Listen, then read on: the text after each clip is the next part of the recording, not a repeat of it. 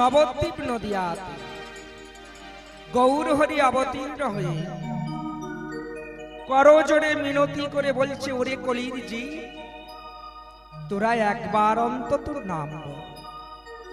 ও মায়েরা, নাম বললে কি হবে?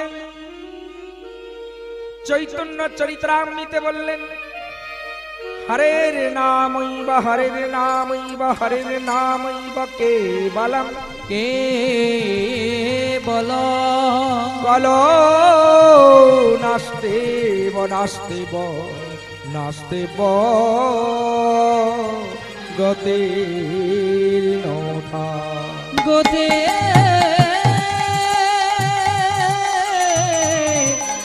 গতি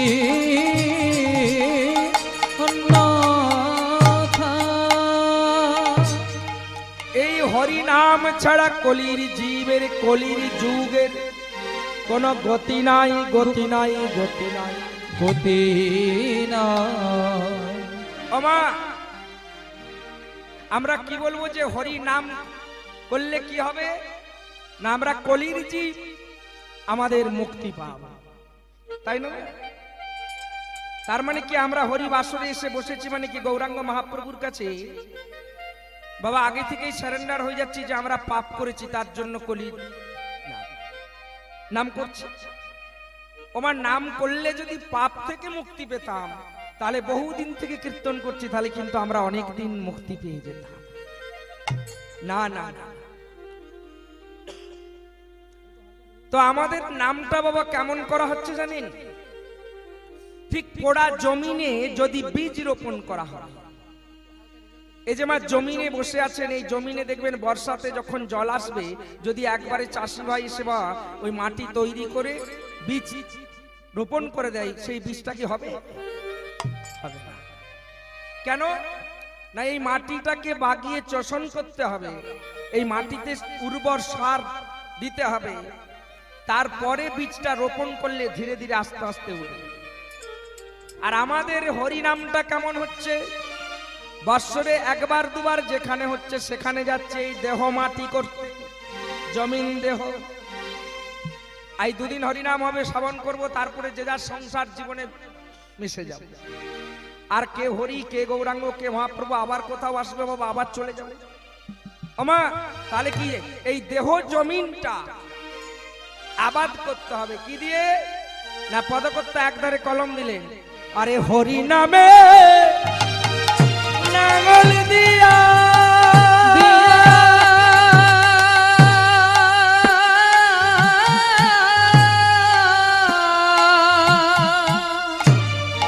আরে কোন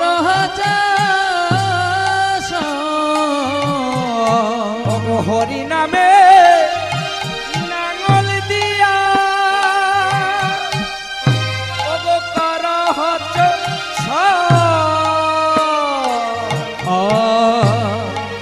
হরি নামে নাগল দিয়া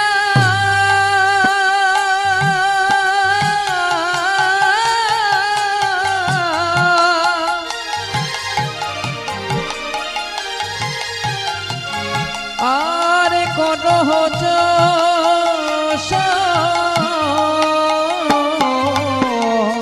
আরে গুরু তত্ত্ব বীজ দিয়া কর হর গুরু দত্ত বীজ দিয়া ভাই কর হর। ও মায়েরা, কি বললেন? না বাবা, হরি নামের নাঙল দিয়ে 3.5 হাত জমিনিকে চষতে বলছে।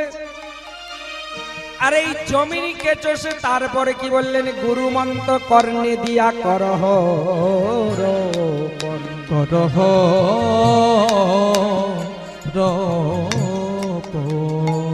দেখবেন বাবা।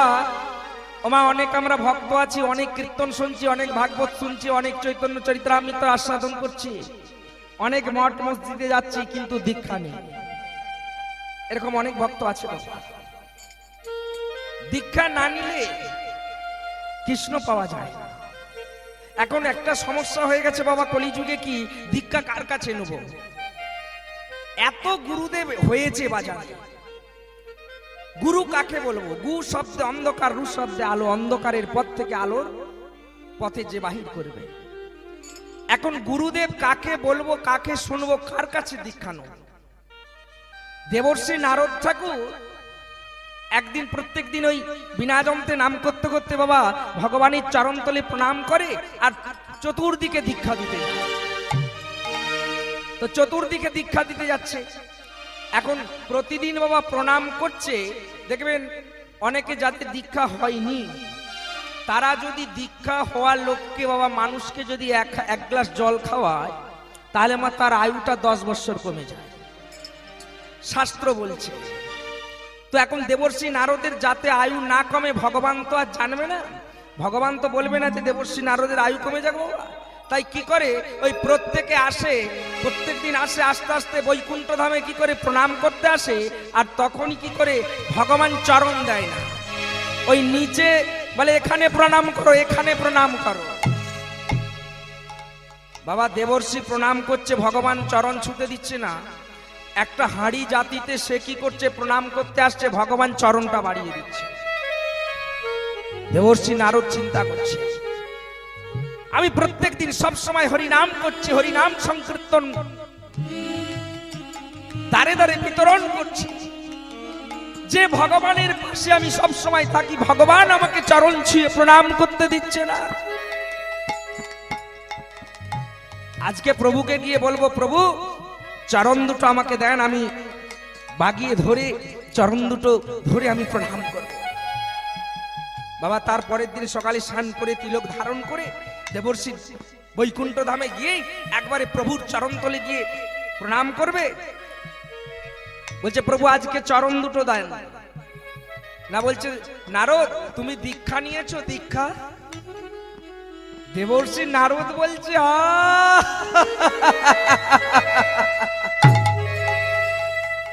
হাস্য কেন না? বলছে প্রভু এই বিশ্ব ব্রহ্মাণ্ডে আমি সবাইকে দীক্ষা দিচ্ছি, সবাই আমার শিষ্য, আমাকে কে দীক্ষা দেবে? আমার কে গুরু আছে?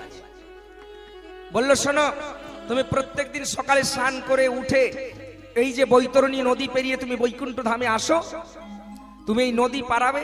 যেদিন প্রথম এইভাবে তুমি চোখকে সাদা কাপড় দিয়ে বেঁধে দিয়ে তুমি আস্তে আস্তে তুমি নদী থেকে যাবে, স্নান করবে, স্নান করে উঠে আর তুমি যার মুখ দর্শন করবে তুমি তার কাছে দীক্ষা নেবে। ভগবানের কথা মতো সাদা পট্টি বেঁধে বাবা জলে স্নান করে ডুব দিয়ে উঠেছে। আর উঠে দেখবি তো দেখ ওই নদীর যে মাঝি, তিনি নিচু জাতের, একবারে নৌকোটা নিয়ে এসে তীরে ঠেকিয়েছে। আর উঠেই মাঝির মুখ দর্শন। দেবর্ষি নারদ মনে মনে ভাবে ভাবে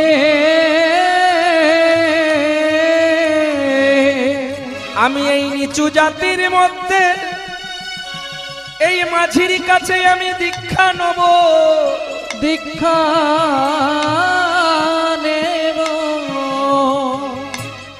বাবা অনেক গুরুদেব আছে, বড় লোকের ঘরে গেলে 500 টাকা প্রণামী পাবো, আমার গরিব শিষ্য করলে 50 টাকা দেবে, বেছে বেছে দেয় এখন, তাই না? এখন ভগবানের কাছে তো কোনো বাবা বাছাবাছি নেই। তাই বললো যার মুখ দর্শন করবে। এখন মাঝির কাছে মুখ দর্শন করেছে, স্নান সেরে বললো এই যে মাঝি, আর আমাকে তো ভগবান দীক্ষা নিতে বলেছে, যার মুখ দর্শন করবে, আর আমি এক্ষুনি বেরিয়ে আসছি, আর তুই আমাকে দীক্ষা দে। বাড়ির থেকে বেশ তিলক টিলক ধারণ করে একবারে বাবা ভালো করে সেজে তাড়াতাড়ি চলেছে। বলছে আজকে আমি মাঝির কাছে দীক্ষা নেবো, নিয়ে আজকে একটা বড় লোকের বাড়িতে দীক্ষা দেওয়ার দিন আছে, তাড়াতাড়ি চলে যাবো। ওমা মাঝিকে ডাকছে, বললো মাঝি এদিকে নৌকো নিয়ে আসো, এপারে নিয়ে আসো। নিয়ে আসতেই মাঝিকে বলছে মাঝি ভগবান বলেছিল যার মুখ দর্শন করবে তার কাছে দীক্ষা নিতে। তো এখন স্নান করে ডুব দিয়ে উঠেই তো আমি তোমার মুখ দর্শন করেছি, তাই তোমাকে দীক্ষা দিতে হবে। দেবর্ষি নারদ চিন্তা করছে আসল মন্ত্রটা দেবো না, ও তো মাঝি জানে না কি দীক্ষা মানে। বাবা দেখুন এখন মাঝিকে বলছে মাঝি দীক্ষা দিতে হবে। মাঝি বলছে প্রভু দীক্ষা মানে কি না? বলছে দীক্ষা মানে একটা মন্ত্র। না মন্ত্রটা নিলে কি হবে? না জপ করতে হবে। জপ করলে কি হবে না, জপ করলে ভগবানকে পাবে। এখন মাঝির ইচ্ছা হয়েছে ভগবানকে দর্শন করব, তাই বলছে তাহলে আমাকে একটু দীক্ষা যে আমি আপনাকে দেবো, তাহলে ভগবানকে পাবো। ঠাকুর আমি তো কিছু মন্ত্রতন্ত্র জানি না, জানি না। আমার তাড়াতাড়ি নৌকোতে উঠছে সবাই, যত ভিড় লেগে গেছে। এখন মাঝি চিন্তা করছে আজকে যে আমি দেবর্ষি নারদকে দীক্ষাটা দেবো, আজকে আমি বুঝিয়ে দেবো যে গুরুর চেয়ে শিষ্য বড় হয়।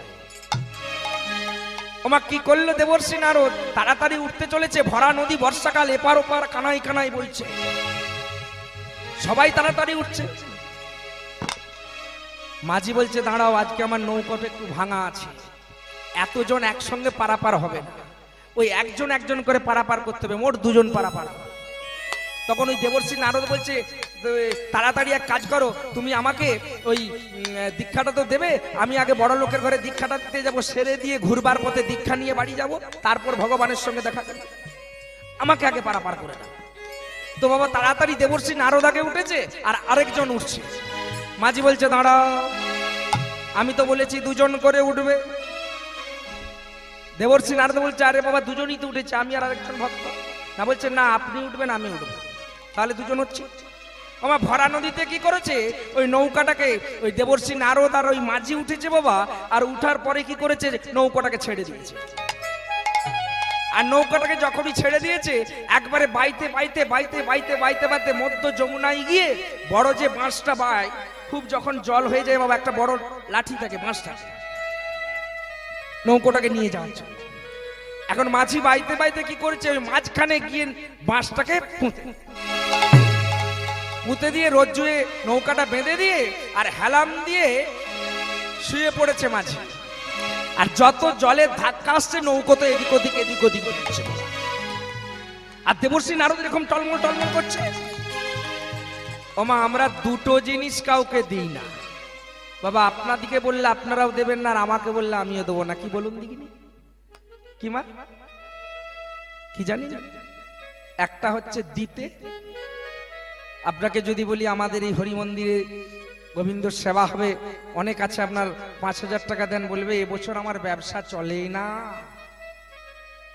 5 টাকা নিয়ে যান। আর গোবিন্দ বলছে ওরে এইখানে দিলিনি, এমন একটি কানা শশা দেবো না, পোকা শশা। পোকা শশা বুঝেন, দেখবেন অনেক আছে, মার্বেল পাথর দিয়া ঘর, রাজপ্রাসাদ আছে, দুধ ভাত গড়িয়ে যাচ্ছে, খাবার লগ্নে এমন একটি ছেলে দিয়েছে তার এইরকম বাঁকা, প্রতিদিন নার্সিং হোম আর ঘর, নার্সিং হোম আর ঘর। ভগবানকে এখানে 5,000 টাকা দেবো না, ওখানে দেবো। তাই মাঝি বলছে দীক্ষাটা আজকে কি মানে আমাকে না বুঝিয়ে দিলে ঠাকুর, আজকে আপনিও জলে ডুবে যাবেন আর আমিও জলে ডুবে যাব। আর আমি সব সময় নদীয়ে পেরোচ্ছি, আমি সাঁতার জানি, আপনি জানেন না, ডুবে গেলে কি হবে ঠাকুর?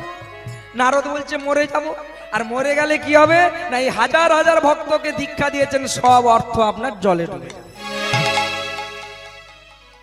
তাই বলছে দীক্ষা মানে কি জানিস, দীক্ষা মানে ভগবানকে তুই দেখতে পাবি। তাহলে সন্তকে বলে যায় দীক্ষা, না বলছে কি না, বলছে দেবর্ষি নারদ চিন্তা করছে আসল মন্ত্রটা তো দেওয়া হবে না, নিচু জাত ছোট জাত, ওর কাছে মন্ত্রটা যদি দিয়ে দিই ও আমার শিষ্য, আমি ওর গুরু হয়ে যাবো, নকল মন্ত্র দেবো, কি বলবো, এদিকে মরবো পেরিয়ে যাব, আর ও তো দীক্ষা মানে কি জানি না। তাই মাঝিকে বলছে মাঝি তুমি এক কাজ করো, দীক্ষা মানে কি, তুমি এই বাঁশটা তুলো তো, কতটা জল হয়েছে দেখো তো। বাবা একবারে সেই বাঁশের গায়ে গায়ে যেখানে জল নদীর আছে, বাঁশটাকে তুলে তুলে দেখছে, তুলে লম্বা করে দিয়ে বলছে ক হাত হচ্ছে জলটা এখানে আছে মধ্যিখানে নদী, মাপ করো। বাবা বাঁশটা তুলছে আর গুনছে, 1 হাত 2 হাত 3 হাত 4 হাত 5 হাত 6 হাত 7 হাত 8 হাত 9 হাত 10 হাত। মাঝি বলছে ও ঠাকুর এইখানে মধ্যিখানে নদীতে জল আছে 10 হাত। বলছে তোমার দীক্ষা মন্ত্র মানে কি জানো, ওই 10 হাত। এবারে পার করে দাও। মাঝি মনে করছে বোধহয় এটাই মন্ত্র 10 হাত। বাবা কি করলো, মাঝি তো দেবর্ষি নারদকে পার করে দিল, সে বড় লোকের ঘরে দীক্ষা দিতে চলে গেল। আর বলছে ঠাকুর এটা কি করব না, ওই 10 হাত 10 হাত 10 হাত 10 হাত বলে তুমি ডাকবে, তাহলেই দেখবে ভগবান আসবে। এখন মাঝি নৌকা পারাপার করে বাবা, আর যখনই সময় পায় ওই গামছাটা গায়ের তীরে, নদীর তীরে পেতে দিয়ে আর ওই শুধু এইভাবে বসে দশাত দশাত দশাত দশাত দশাত দশাত দশাত করছে। বেশ কিছুদিন করছে, দেবর্ষি পারাপার হচ্ছে, বলছে ঠাকুর কি মন্ত্র দিলে তুমি বলেই যাচ্ছি, কেউ কোথাও নেই, কোনো কিছু দেখতে পাচ্ছি না। বলছে ভালো করে ডাকো, ভালো করে ডাকো, তোমার ডাকাটা গন্ডগোল হচ্ছে। ওমা ভক্তিভাবে, তো ভক্তিভাবে দশাত দশাত বলছে। আর একদিন কি হলো জানেন? আরে দশাত দশাত বলে মাঝি মাঝি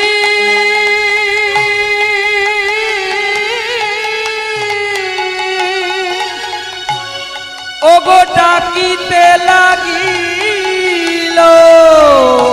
আরে দশাত দশাত বলে মাঝি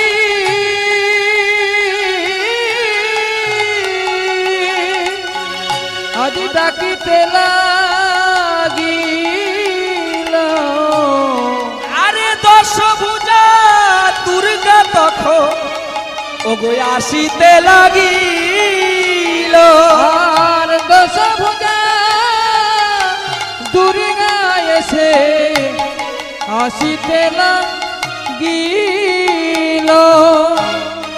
ওমা এদিকে দশাত দশাত দশাত বলছে, আর দশভুজা দুর্গা বাবা এসে একেবারে হাজির হয়েছে। এবারে সিংহ টিঙ্গ নিয়েছে হাজির, আর এ তো মাঝি বসে বসে দশাত দশাত দশাত দশাত করছে। মা এসে বলছে মাঝি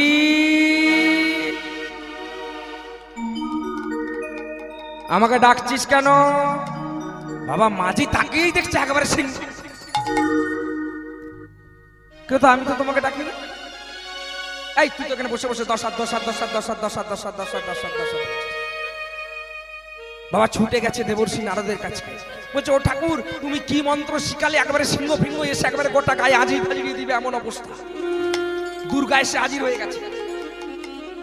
নারদ বলছে এতদিন আমি ভগবানকে ডাকছি, নাম করছি, আমি এখনো দেখতে পাইনি। আর দুদিনের মাঝি পান্তা খায়, নিরামিষ ভোজি নয়, যা জুটে তাই করে, টাইমে স্নান করে না, আন্নিক করে না, গলায় মালা পরে না, দুর্গা আসছে চ দেখান চল। বাবা দেবর্ষি তাড়াতাড়ি তার সঙ্গে গেছে, বলছে ডাক তাহলে কেমন? ওই দশাত দশাত দশাত দশাত বলছে। আর মা এসে বলছে কি রে আবার ডাকছিস কেন? বলছে ও ঠাকুর আই দেখো দাঁড়িয়ে আছে। বলছে কোথা, আমি তো দেখতে পাচ্ছি না। মা মহামায়া দুর্গা বলছে ওরে তোর যে ভক্তির জোরে আমি এসেছি, আমি এসেছি, তুই কানেকশন কর। এই যে বাবা এতগুলো লাইট জ্বলছে, এত মাইক জ্বলছে, এরা কিন্তু একটা তার মাটির সঙ্গে গুঁজে রেখেছে, নাহলে এখানে চড়চড় করবে, চিনচিন করবে। বলছে তুই দেবর্ষিকে বল তোকে স্পর্শ করতে, আর স্পর্শ করলেই দেখতে পাবে আমাকে। ঠাকুরকে বলছে ও ঠাকুর আমায় স্পর্শ করো। আর যখনই স্পর্শ করেছে তখনই দেখছে দশভুজা দুর্গা। আর তাড়াতাড়ি বলছে ওরে মাঝি আমি এতদিন যেটা করতে পারলাম না তুই করে দেখালি, করে দেখালি। মাকে বল না একবার বাবাকে আসতে, আসিতে। ও মায়েরা একটা কথা বলি, দেখবেন বাবাদিকে জব্দ করতে পারবে একজন, কে বলুন দেখি? আমাকে বিশ্ব পৃথিবীতে ব্রহ্মাণ্ডে এমন কেউ লোক নেই যে জব্দ করতে পারে, কিন্তু আমার স্ত্রী যদি মনে করে 1 সেকেন্ডে করে দেবে। তাই বলছে মহাদেবকে আসতে বল। মহাদেব তো আদি অনাদি সচ্চিদানন্দ সর্বশ্রেষ্ঠ বৈষ্ণব। বলছে আমি মহাদেবের দর্শন করতে চাই মাগো, মাগো। আর মা দুর্গা কি করলো? কানে মন্ত্র দিল, এই মন্ত্র জপ কর তাহলে ভোলেনাথ আসবে, ভোলেনাথ আসিবে। ওমা দেবর্ষি নারদ 5টা কোহাত জল বাবা বলে দিয়ে গেল, দীক্ষা হলো না। আর আজকে মা নিজে স্বয়ং দীক্ষা দিবে। আর এবারে ভোলেনাথের মন্ত্র যখনই দিয়েছে জপ করছে, করতে করতে আবার একদিন ভোলেনাথ ষাঁড়ে নিয়ে এসে হাজির। এই আমাকে ডাকছিস কেন? বাবা আবার গুরুদেবের কাছে ছুটেছে, দেবর্ষির কাছে। ঠাকুর আবার কি মন্ত্র বললে মাঝে দিয়ে গেল, একটা বড় ষাঁড় এসে আমাকে গুতগুতি করছে। এই দেখাতে পারবি না? আবার স্পর্শ করেছে বাবা, আবার দেখতে পেয়েছে। আর দেখার পরেই দেবর্ষি বলছে, ওরে সর্বশ্রেষ্ঠ বৈষ্ণব বল, আমি যেন যুগলে দর্শন করতে পারি। যুগলে দর্শন করিতে পারি। রাধা কৃষ্ণ মন্ত্র আমার কর্ণেতে যুগলে মহাদেবে মাঝির যে দিল, মাঝে রূপে দিল। আর কি গোবিন্দ আমার থাকতে পারে ভক্তের ডাকে, আদি অনাদি গোবিন্দ আমার। গোবিন্দ আমার। ওমা একবারে রাধা কৃষ্ণ যুগলে দর্শন। আবার দেবর্ষি নারদকে গিয়ে বলল, ঠাকুর চলুন দেখবেন। আর তাড়াতাড়ি এইভাবে স্পর্শ করতে রাধা কৃষ্ণ যুগলে দেখছে। আর দেবর্ষি নারদ কাঁদতে কাঁদতে বলছে ওরে ওরে মাঝি রে, মাঝি রে, বলে আজ থেকে যে আমি তোর গুরু।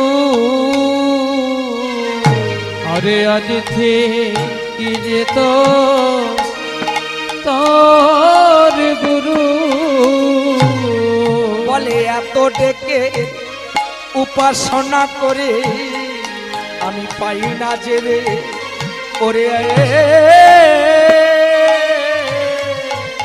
আমি এত ডেকে, আমি এত করে পাইনি যেন মায়ের দেখা। বলছে আজ থেকে আমি তোর গুরু, আমি এই বিশ্ব ব্রহ্মাণ্ডের গুরু নয়। গুরু নাই, তবে তুই আমায় মাঝি বুঝিয়ে দিয়েছিস, বুঝিয়ে দিয়েছি। আমি তোকে ভুল মন্ত্র দিয়ে দশাত করে ডাকলাম, কিন্তু ওরে মাঝি তুই দশভুজার দর্শন পেলি। দর্শন পেলি। আদি অনাদির যে বৈষ্ণব আমার, যে আমার গোবিন্দকে দর্শন পায়, দর্শন পায়, যে অনন্ত বিশ্ব ব্রহ্মাণ্ডের পরম বৈষ্ণব মহাদেব, মহাদেব, তুই যে তাকে দর্শন করে রাধা গোবিন্দ যুগলে পেলি, যুগলে পেলি। বলে দে দে চরণ দে নায়াময়, আরে দে দে চরণ দে না আমার। বলে বিশ্ব ব্রহ্মাণ্ড করে প্রণাম আমার। আরে দে দে চরণ দে দে আমার। বলে ও গো মাঝি রে,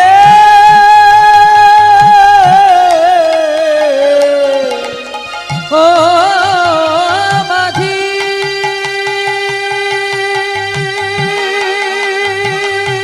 হরি বল হরি বল হরি বল। মাঝি রে, ওরে মাঝি, আরে দে দে চরা দে রে আমার। দে রে চরণ দে রে আমার।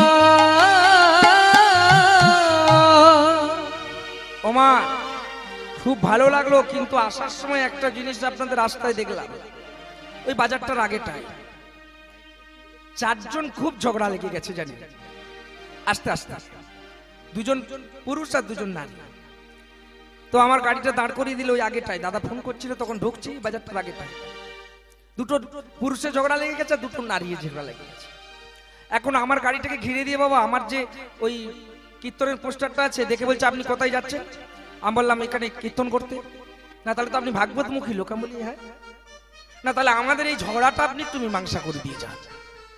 আমি বলি আমি তো পশ্চিম মেদিনীপুর থেকে আসছি, বীরভূম থেকে, গান ছিল বাবা, রাত জাগা আছে, একটু গিয়ে বিশ্রাম করব, কিসের ঝগড়া? না বলছে আমরা এই চারজনে কে বড় আমাদেরকে বলো। আমি বলছি কিসে লম্বাই? না মোটায় না বেটে?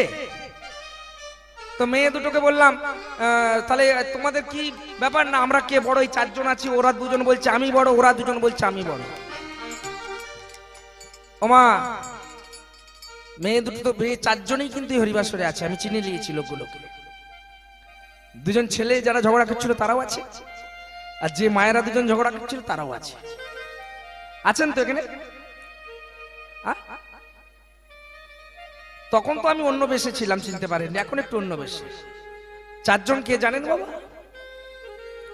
দুটো পুরুষ হলো, একটার নাম হচ্ছে ধর্ম আর একটার নাম হচ্ছে কর্ম। আর দুটো নারী হচ্ছে, একটা লক্ষ্মী আর একটা হচ্ছে সরস্বতী। এখন লক্ষ্মী বলছে আমি বড় না, সরস্বতী বলছে আমি বড় মা। আর ধর্ম বলছে আমি বড় না, কর্ম বলছে আমি বড়। আপনারা এখানে কি করতে এসেছেন? ধর্ম সবাই এসেছে। আপনাদের পেটে যদি সরস্বতী না থাকে মা, ভাগবত শুনতে পারবেন, বুঝতে পারবেন? আমি একটা সাংস্কৃতিক শ্লোক বলবো, যদ্দিদং তদ্ভুক্তং মানে কি? আপনার যদি বিদ্যা না পেটে থাকে, যদ্দিদং তদ্ভুক্তং মানে এই ভাগবতের শ্লোকটা আপনি বলতে পারবেন না। তাহলে আপনার হচ্ছে কি হচ্ছে, ধর্ম থেকে ধর্ম শুনতে এসছেন, তার মানে কি সরস্বতী বড়? তাই তো? আবার দেখুন, এই যে সেবা করতে গিয়েছিলেন একজন, আমার মা লক্ষ্মী কীর্তন করে গেল, হ্যাঁ আমার মেয়ের বয়সী, যাই হোক। তো আপনারা কিছু কিছু ভক্ত তো সবাই সেবা করে আবার এসে বসলেন। এখন যদি আপনাদের পেটে খিদে থাকতো, আমি যত ভাগবতী শোনাতাম, আপনাদেরকে ভালো লাগতো?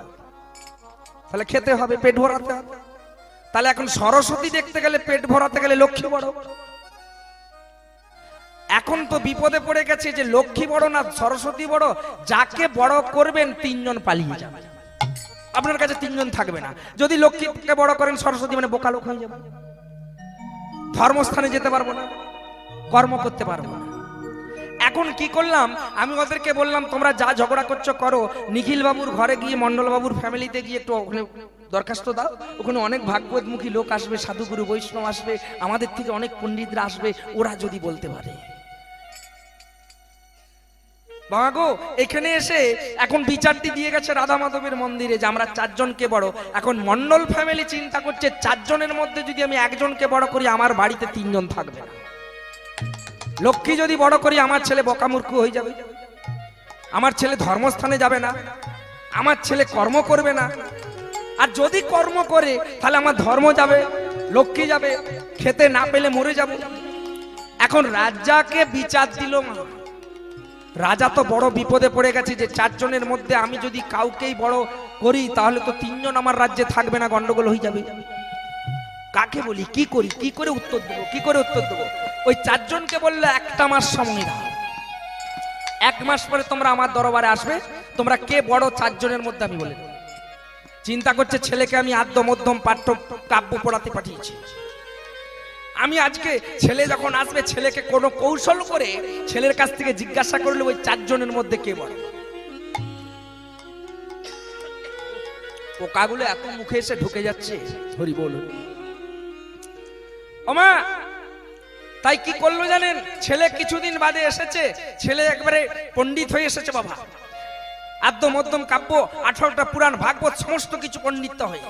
রাজা চিন্তা করছে আমি রাজত্বের রাজা, আমি যদি ছেলেকে সরাসরি চারজনের মধ্যে কে বড় বলি, আমাকে ছোট বলবে ছেলে। কৌশল করে বলো, বলছে বাবা আমি আজকে একটা সভা ডেকেছি, সব পণ্ডিতরা এসেছে, তুমি কত বড় পণ্ডিত হয়েছে তোমাকে বিচার করবে। না বলছে ঠিক আছে আপনি ডাকুন, আজকে আপনাদের মতো পণ্ডিতরা সব এসেছেন মা। এবারে ছেলেকে ডেকেছে, বড় বড় পণ্ডিত ডেকেছে, ছেলে তো বহুদূর পড়ে এসেছে, মধ্যখানে আমার মতো দাঁড়িয়েছে।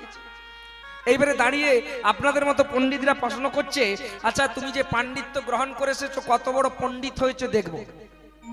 না বলুন না, বলছে 6 এ 6 কত। এখানে যদি কোনো মাস্টারমশাই থাকেন, বাবা প্রফেসর লোক যদি থাকেন, হাই স্কুলে হেডমাস্টার থাকেন, প্রাইমারি স্কুলে মাস্টারমশাইরা থাকেন, তাকে যদি 6 এ 6 কত বলা হয়, সে বলতে পারবে না।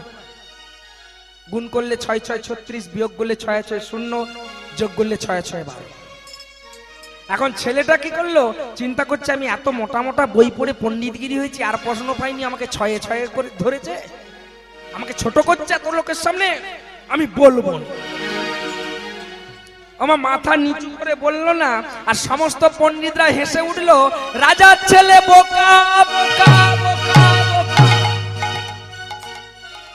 চলে গেল পণ্ডিতরা আসর থেকে সব। রাজবাড়িতে রাজা চলে গেলেন, পণ্ডিত মাথা নিচু করে, পণ্ডিতরা সব চলে গেলেন, ছেলেটা মাথা নিচু করে ঘর ঢুকছে। রানীকে গিয়ে রাজা বলছে, শোনো রানী, তোমার ছেলে আমার আজকে, তোমার ছেলে আমার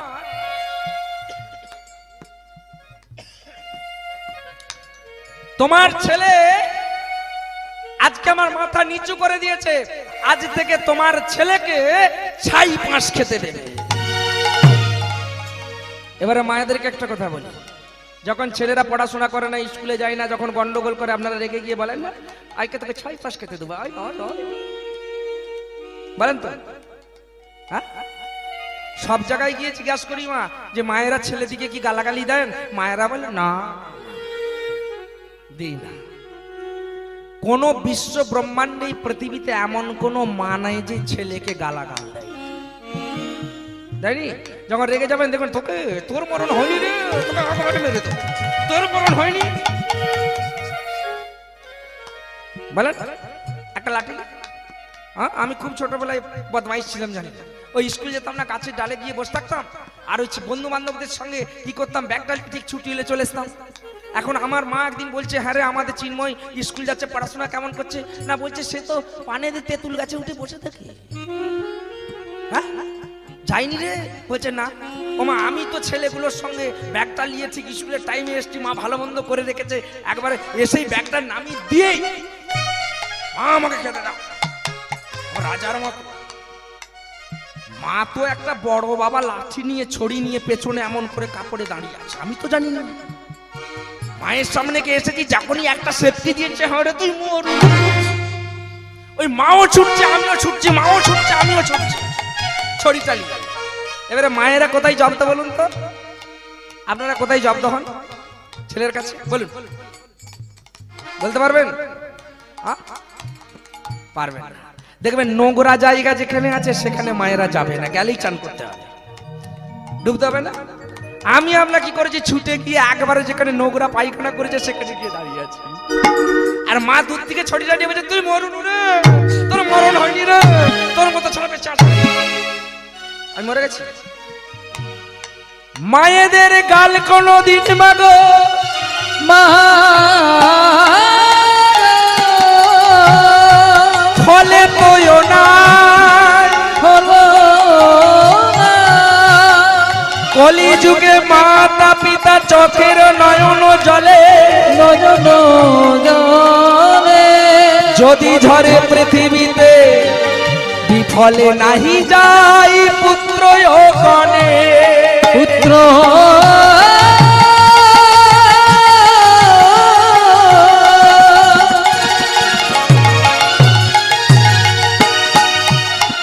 পুত্র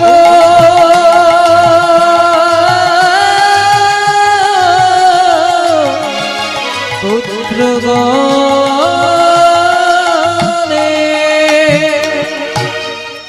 ওমা, যদি মায়েরা গালাগালি দেয়, বাবারে যদি ছেলেকে গালাগালি দেয়, সে গালাগালি লাগে না।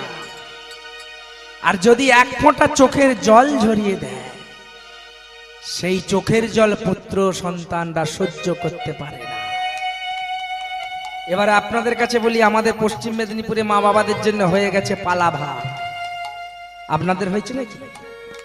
হ্যাঁ, কাল বীরভূমে দেখে এলাম, একটা ভাই বাড়িতে থাকতে দিয়েছিল আমার 3টে উনো। তো আমি দুদিনের গান ছিল, আমি বলি, হ্যাঁ গো তোমরা ক ভাই? না, বলছে আমরা 2 ভাই। না, তাহলে 3টে উনো। বড় ছেলেটা বলছে, আজকাল তো জানেন ওই মা বাবা একটা রান্না করে খায়, আমরা 2 ভাই 2টো খাই। হরি বল, হরি বল। ওমা, মাস পালা এখানে ভাগ হয়েছে নাকি আপনার? হয়ে গেছে? হরি বল, হরি বল, হরি বল। ওমা, 3 তারিখে গান করতে আসবো ক্যানিং এ, ফাল্গুনে। তো আমার মা এসে বলছে, বৌমা ছেলেটা তো কোথাও বাইরে কিছু খায়নি, রান্না করে দিয়েছো, তাহলে আমাকে 2টি দিয়ে দাও না। আমার স্ত্রী বলছে, জানেন না, পয়লা পর্যন্ত ছিল, হয়ে গেছে মাঘ মাসটা। এটা ছোট বৌমার পালা, ছোট বৌমা। আমি বললাম ওগো পালা তো দুটি, এসেছি আর যাব। এই যে আপনারা পরিষ্কার করছেন যাবার পালা, আরে নাম আস্বাদন করছে। আর এসেছি যখন আমরা তখন গর্বে ভগবানকে বলেছিলাম হাত দাও তুলসী মন্দিরে জল দেবো, পা দাও যেখানে ভাগবত কীর্তন হবে শুনতে যাব, কান দাও ভালো করে হরিনাম করবো, করছি তো? হ্যাঁ, একটু পরে বলে পালি চদিকুনি যা কমর কনকন করছে গা। চিত্রগুপ্তের খাতায় গিয়ে কোমর কনকন করলে হবে না, সেখানে পারাপার হতে গেলে অনেক কিছু পারাপার হতে হবে। ওমা তাই কি করেছে ছেলেটা রাগ করে ওকে ছাই পাঁচ দিয়ে ভাত দিয়েছে খেতে, রাজার আদেশ। এবারে ছেলেটা বাবা তাড়াতাড়ি এসেই দেখছে মা সব তরকারি সাজিয়ে দিয়েছে, কিন্তু কি হয়েছে মা, ওই একটা ঘুটো পাশে ছাই দেখেই ছেলেটা বলছে মা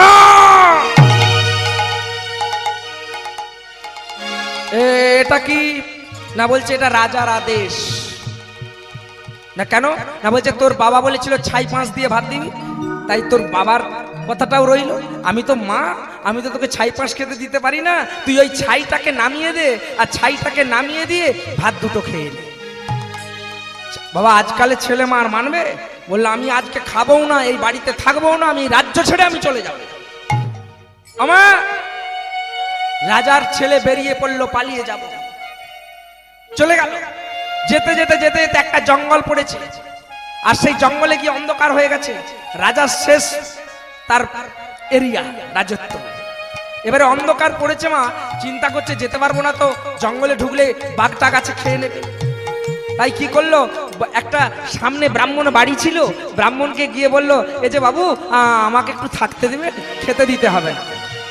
না বলছে বাবা আমাদের তো একটাই ঘর, আর আমরা একটাই থাকি, তোমার মায়ে আমায়, আর বয়স হয়েছে। না বলছে এই যে দুয়ারটা আছে, না বলছে এই দুয়ারটার তো অর্ধেকটা জায়গায় একটা আমার গাই গরু আছে, আর অর্ধেকটা খালি আছে। না বলছে ওই অর্ধেকটা জায়গায় আমি শুয়ে রয়ে যাবো, রাত ঘুরিয়ে গেলেই আমি চলে যাব। রাজার ছেলে আমরা ঘুমিয়ে পড়েছে মা। এবারে যখন ঘুমোতে যাবে, ব্রাহ্মণ বলছে কাঁদে জাতের ছেলে, দেখতে এত সুন্দর চওড়া বর্ণ গৌর বর্ণ রং, অন্তত দুটি সেবা। ব্রাহ্মণী দুটি খেতে দিয়েছে, খেয়ে দে আর শয়ন করেছে। একবারে একটানা ঘুমিয়ে পড়ার পরে মা ঠিক রাত্রি 12টা 1টা বাজবে, একটা চোর এসছে ব্রাহ্মণের ওই গরুটাকে চুরি করতে, গাই গরুটাকে। এবারে গাই গরুটাকে খুলে নিয়ে চলে যাচ্ছে। এবারে ছেড়ে পেড়ে উঠে বসে যেই রাজার ছেলেটা দেখছে, ইয়ং ছেলে তো, চিন্তা করছে আমাকে থাকতে দিল, খেতে দিল, আর আমি এই গরুটাকে রক্ষা করতে পারবো না। একবারে তাড়াতাড়ি উঠে গিয়ে বাইরে নেমে গিয়ে চোরের হাতটাই ধরে, আর ধরেই বলছে চোর চোর চোর চোর চোর। আমার চোর কি করেছে, দড়িটাকে বাবা যেই চোরের হাতে ছিল, সে দড়িটাকে সেই রাজার ছেলের হাতে ধরিয়ে দিয়ে সেও বলছে চোর চোর চোর চোর। ওমা এখন রাত্রেবেলা যখন এসে দেখবেন গরুর দড়িটা আমার হাতে আছে, ওর হাতে নেই, চোরের হাতে নেই, কাকে চোর বলবেন? আমাকেই বলবেন, আমার হাতে যেহেতু দড়িটা আছে।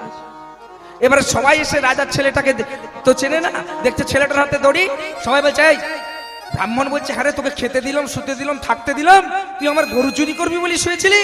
বলছে না গো আমি চুরি করিনি, চুরি করতে এসেছিল। কে শোনে? বেধড়াক্কা মা মেরে বললো রাজাকে খবর দাও। বাবা রাজাকে বললো, রাজা বাবু আপনার এরিয়ায় এই একটা গরু চুরি হচ্ছিল, চোর ধরেছে, কি করব?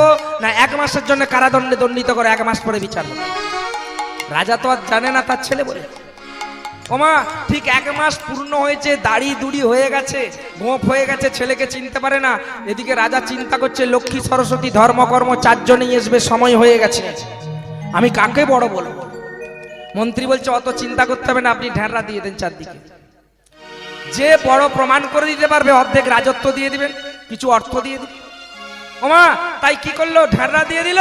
আর ঢেঁড়া দিয়ে দিতে দিতে কি করলো, ওই কারাদণ্ডে দণ্ডিত ধার থেকে ঢেঁড়াটা যাচ্ছে, আর ওই রাজার ছেলে ঢেঁড়াটা ধরলো, বললো আমি বলে দেবো ওই 4 জনের মধ্যে কে বড়। না বলছে শোনো, বলতে যদি না পারো, রাজাবাবু বলেছে মুন্ডুটা ছেদন করে দাও, নিয়ে নাও।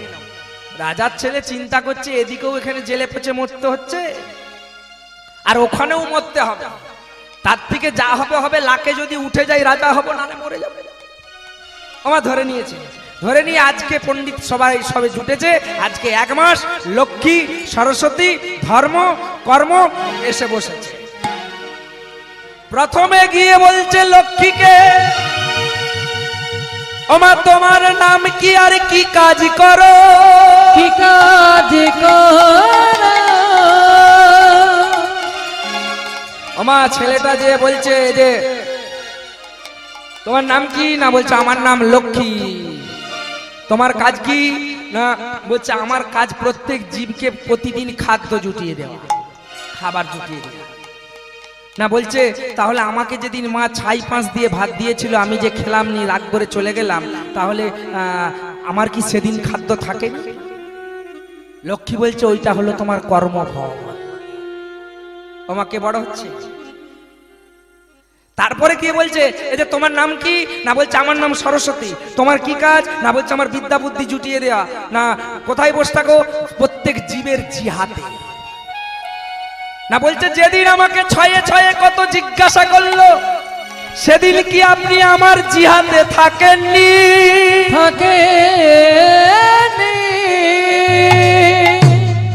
না ছিলাম। বলছে তাহলে আমি 6 6 12 6 6 36 6 6 0 বলতে পারলাম না কেন? না বলছে ওটা হলো তোমার কর্মফল। গরু চুরি করতে যে মাঠটা কে খাবে লেখা আছে। ওমা ধর্মকে গিয়ে বললো তুমি কে? না বললো আমি ধর্মরাজ। যেখানে হরিনাম হয় যে ধর্মস্থানে আমি সেইখানে থাকি, ভক্তদের ধর্মে গতিমতি মুক্তি দিই। না বলছে গরু চোরটা সে চুরি করে নিয়ে যাচ্ছে, আমার হাতে দড়িটা যে ধরিয়ে দিল, সেদিন তোমার ধর্মটা কোথায় ছিল? না বলছে সে চুরি করেছে, তোমার হাতে দড়িটা দিয়ে চোর চোর করছে, ওটা তোমার কর্মফল ছিল, জেলে বসতে হবে 1 মাস। কর্মফলকে এসে বললো তুমি কে? বললো আমি কর্মফল। তোমার কি কাজ? না এই কলির জীবকে আমি যেদিকে নিয়ে যাব, কর্ম যেমন করা হবে তেমন ফল পাওয়া যাবে। ওমা আজকে এই যে এখানে বসে বসে কর্ম করছেন, হরিনাম শুনছেন, চিত্রগুপ্ত লেখছে, কে শুনছে, কে গল্প করছে, কে পালিয়ে যাচ্ছে, কে ঢুলছে, চিন্ময়ের চোখে ফাঁকি দিতে পারে, চিত্রগুপ্তের খাতায় ফাঁকি দিতে পারবেন না, ওনার খাতায় ফাঁকি দিতে পারবেন না। তাই যে যেমন কর্ম করবেন সে তেমন ফল নিয়ে যাবে।